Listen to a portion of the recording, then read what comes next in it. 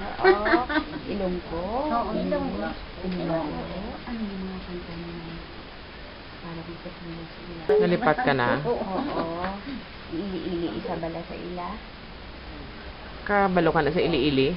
Nakanta? Ili-ili, tulugan. Oo. Daliin mo nanay. Oo. Tapos tinda ko ka papa, ili-ili, tulugan. Oo, ginakanta mo na ang una na Oo, sa eh. ila. Oo. Magpatulog sa ila. May iban pag yun ng mga ginagamit ka na kanta pagpatulog.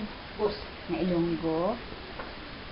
Nga ha, ano para sa ano na dayon? Para sa amon ninyo pala. Ah, Tanaw namon sa Mo na yung natulaan kultura, mo.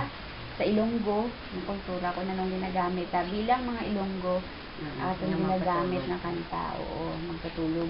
Kung bala kita gagamit sa Ilonggo nga kanta, o gagamit sa iba nga lingwahe para sa pagkanta, para pagpatulog sa bata.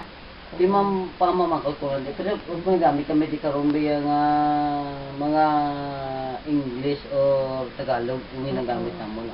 Okay man na siya. Oo, okay lang Wala. na. Di ba kung magamit kami yan para sa ginawin naman nga mga Ilonggo, di ano, Okay man.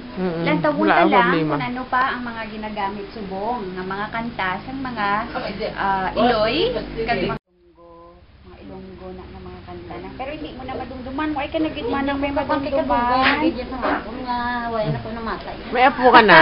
Oo, eh, kasi nakadama ko, bata. Nga rin may mga bata sa Ah. nagmay ho. Bata, Kaya okay. kung mga Apo mo na. di na. Okay.